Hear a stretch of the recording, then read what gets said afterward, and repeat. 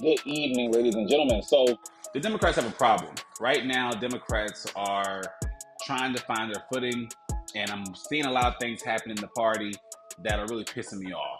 Now, at the end of the day, populism is the name of the climate that we're in. Trump won being speaking a populist message, and Democrats have not been able to find a message that resonates with the American people. Now, I know those of you listening are saying, well, Trump had a populist message, but we see that he's not living up to anything he promised. That's very true. However, that's why he won, because people believed that he was going to lower their prices, he was going to make life fair and equitable for them, and things are going to get better. The reality is, since the Great Recession in 2008, the American economy has been chugging along, but things have not gotten better for everybody. The factories closed down, manufacturing stopped, a lot of things happened all at once. COVID didn't help. Post-COVID, we experienced inflation. Now, mind you, prices were already higher than what they were in the 1980s, 90s, and early 2000s. That's how inflation works. Prices do go up over time. That's just a reality of the economy. But it exploded, it seemed, after COVID. A lot to do with the stimulus checks that we greatly needed to help a lot of people even make ends meet during that shutdown period. And even businesses that closed still relied on stimulus money to just make payroll and stuff like that. So it's not like the funds were useless. They were very much needed to keep us, to even get us to a space to where we could say we were attempting to recover. The Trump administration came in, and the first thing they did was implement Project 2025, like we were all warned about. And during that implementation, we saw them take a sledgehammer to everything that we knew to be stable institutions of government that provides all the goods and services and support that we've come to rely on over many decades. We've seen this happen. We've seen the abuse of power. We've seen the overreach. We've seen Republicans be complicit. We've seen all the things. And what do we see from Democrats to push back and fight? We saw them holding little signs that had little cute slogans on it. And we saw there being fights from within, where moderate Democrats like your Chuck Schumers and things like that were talking down to your AOCs and other Democrats saying that they were doing too much, or talking against Jasmine Crockett. And I think that should tell us all something. Jasmine Crockett, AOC, Bernie Sanders, even though Bernie Sanders is independent, the new vice chair, David Hoggs, they're all trying to listen to the people and really bring true reform. We still demand, as a people, universal health care. We still demand a higher minimum wage, more than $7.50. We still need, equity and inclusion when it comes to working. We still need jobs that are good paying jobs in manufacturing, even if the manufacturing is different from what it used to be in the 70s and 80s when we had a lot of car manufacturing. So there is still a huge opportunity to bring the society up, to create equity so that people can afford to just live. There is still a huge opportunity to do that, and the Democrats are silent. And not so much that there aren't Democrats who are talking. AOC is holding rallies of 35, 40,000 people across the country. That's a big deal, folks. Bernie Sanders is only one person. He is not going to change the party in and of himself. So you got David Hogg who's come along who's saying, you know what? I'm going to spend $20 million to primary Democrats who are stale or are not doing nothing. And when I mean stale, it doesn't mean that your local Democrat is not, helping out financially with, bringing money to the area and things like that for little small projects. That could be happening. But are they standing up to totalitarianism and dictatorship? Are they really doing what it takes to say, I will not tolerate you usurping authority, you trying to breach the checks and balances that the Constitution has created for this democracy?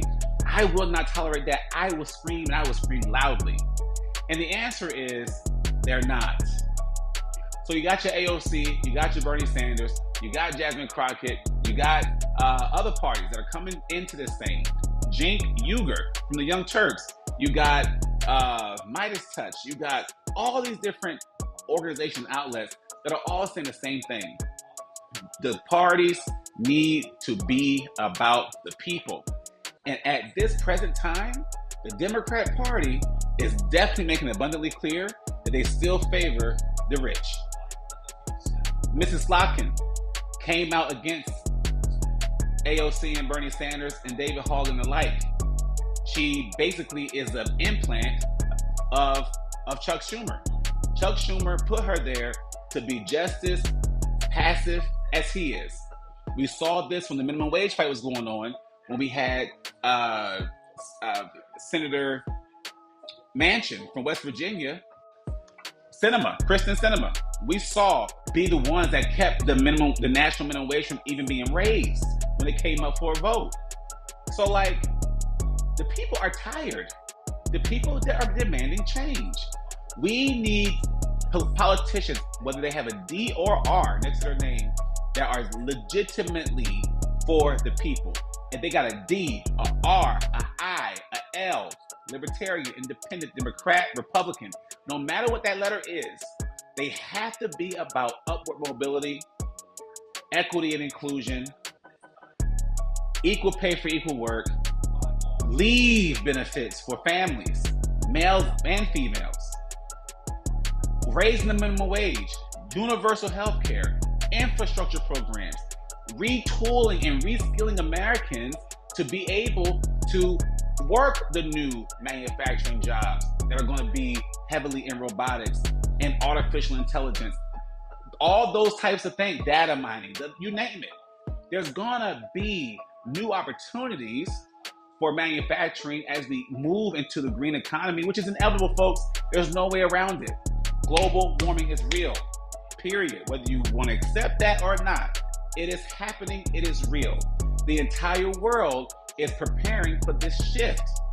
In America, if we're not careful, we're going to let our petty issues that we have with each other, our religious ideology that we don't even adhere to, because half the people that lean on religion and say, oh, my religion says, you don't even go to church. You don't even go to church. Yet this is making you decide to lean into dictatorships and to lean into hatred and discrimination just because a religious idea that you don't even truly practice is being questioned or challenged. So if we really want to see the change that we need to see, we can't rely on Democrats and we cannot rely on Republicans. We, the people, have to form a new coalition, a broader coalition.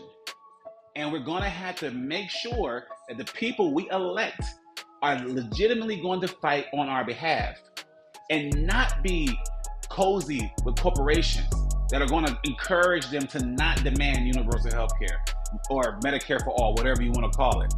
Not be so cozy with lobbyists and special interests that they're not going to vote to increase the minimum wage. Not be so cozy with oligarchs for handouts and benefits that are not going to be on the court and vote for things that give corporations more power, like Citizens United. We need to demand change. And I'm telling you, we're not going to get it from Democrats, not the laissez-faire, running-the-mill, Joe Biden, Kamala Harris, those kind of Democrats. We're not going to get it from them. And we're not going to get it from Republicans. We, the people, need to really get our shit together, pay attention, and demand change. And if you don't see a representative in your local area that is talking this talk, vote them out. And the representatives will start to see from you, the people, that they got to change postures. Because if they continue with this current posture, they will be unseated, period. So I support David Hogg, I support Jen Huger, and I support Bernie Sanders and AOC with the movement to really bring change to America.